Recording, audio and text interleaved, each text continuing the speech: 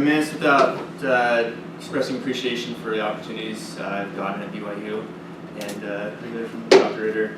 And so, I mean, none of us would be here without BYU, and it's really awesome to be here. So thanks to all you faculty who make this possible.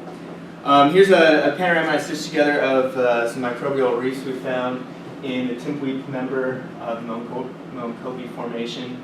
And we'll zoom in, but you can see some of the mounds right there, and we'll talk about those.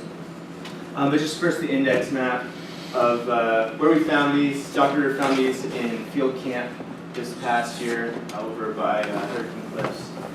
And see that locale there.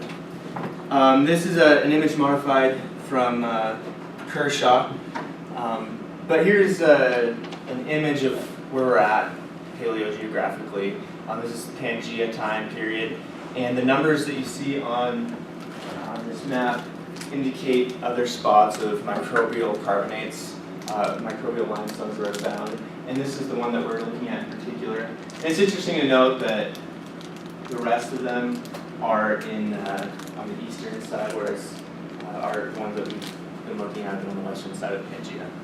And so yeah, there's been a little bit of differences in looking in the literature for we see that. So here's some lithostratigraphy and some chronostratigraphy. Just give you a little more context.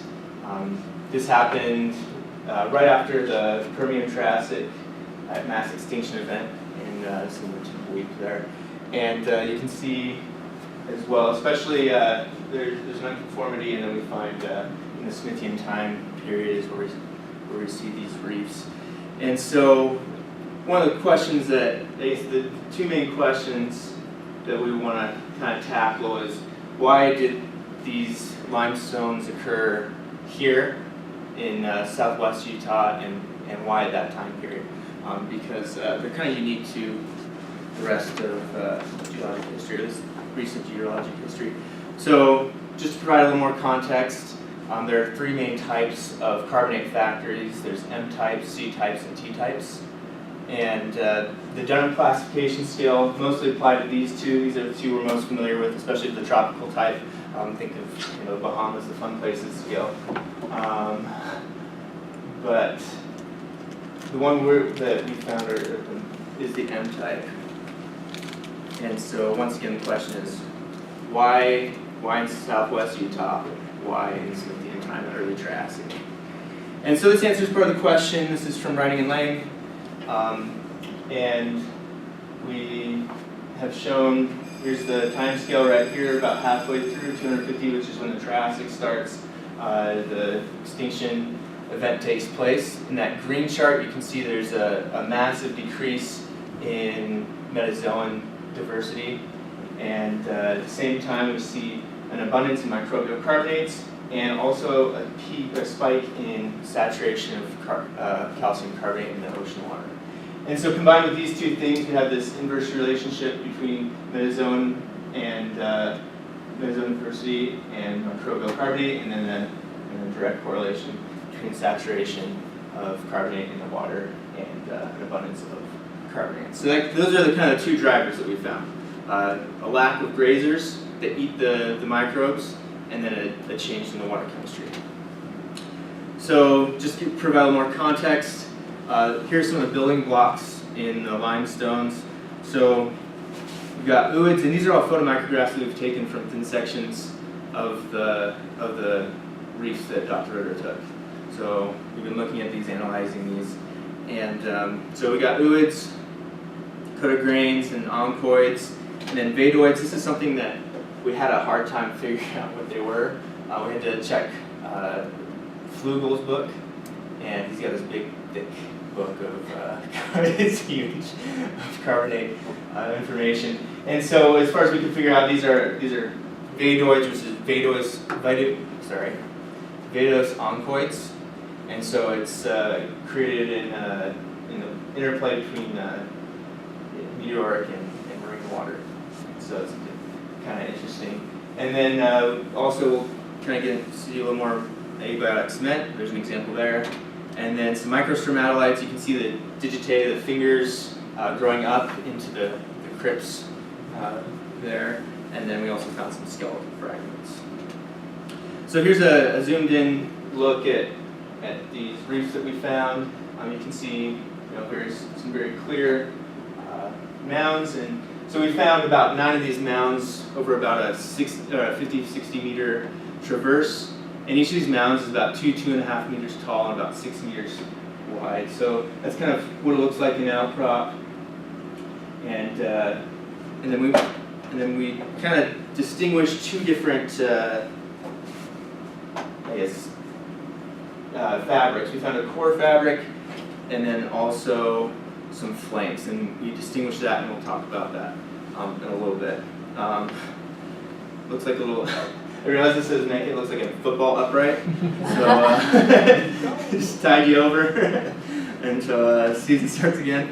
So some of the flank petrography, this is a very classic finestral fabric that we found. This occurs as algae dies and decomposes into gas, and it creates these gas pockets that's then been filled by calcite cement. And the CR is calcite or cloudy cement ring, and then this SC spartic calcite. So this is isopachus calcite is caused in marine environments, and then the spartic calcite is deposited in meteoric environments. So in a lot of these, in almost all these slides that we looked at, we saw that there are multiple phases of calcite cementation. Another thing that we found are cracked grains. This is again in the flank. So we found fragmented grains as well as cracked. This one looks like a popcorn kernel, just kind of popped. And then we have this one right here, which this one's interesting because the crack only goes to a certain part of the entrapment, the binding, and then it is bound up and doesn't go any further, which indicates that it likely is caused by multiple phases of biogenesis. Also, we found a greater abundance of irregularly coated grains in the flanks as well. Once again, these vadoids, and then and this one on the right, we saw some intraclass being bound up in coated grains as well. And this kind of really gnarly stuff. This one like a Pac-Man type thing, all sorts of different reworked grains here. And in here you can see some meniscus fabrics being created by microbial growth as well. So this is a really cool image that we stitched together. You can see I outlined the former void, and it's been filled in by geopedal structures. So we see some cheloids in here, some shell fragments, other skeletal stuff. It doesn't really show, it shows up okay, I guess. There's a binding surface right here, and some fanning calcite. So lots of stuff going on, but it's really indicative of, at least paleographic, ancient up. So it shows that there, and it's really interesting to see kind of the different phases of sedimentation, because again we see that sparry calcite and the isopachus calcite. So this is really what sets it apart, is these microstromatolites. This is the core petrography, and this is the really different part that we don't see after this time period. So this occurred in a 4 to 7 million year reef gap, is what it's called, right after the Permian-Triassic extinction. And so these microstromatolites are really unique to this really restricted 4 to 7 million year time period. We see these digitae growing down into the crypts now, just filling up the space. Again, this is the isopachus, the marine environment, and then on the right slide we see the microbes growing kind of in concert with the calcite crystals. And we'll see that really clearly in this image. Kershaw called it hybrid microbials, and it's just really jumbled. We see a lot of fabric like this. It's really interesting. There's a lot of spaces where it's not very defined, and you can't really tell if the cement is driving the process, or if it's the biotic processes that are more of the drivers, and so it's just kind of everything growing together in a kind of a jumble. So we also saw some discontinuity surfaces indicating different phases of sedimentation. This is on the far right. It's a good image of what we saw throughout the slides of multiple stages. We also saw some displacive cement that caused some brecciation in previously formed clasts, and that was kind of really interesting. And you see this kind of calcite and biotic material growing together. And so, in summary, this limestone is really kind of weird to what we've seen. We typically see it's from this 4 to 7 million year reef gap that you don't see metazoan reefs. You see these algal reefs. For the Permian-Triassic time period, it's really, really uncommon, restricted to hypersaline environments.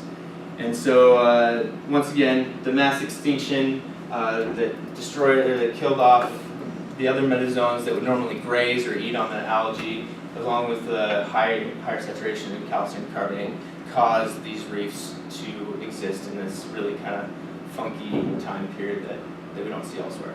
That's my presentation.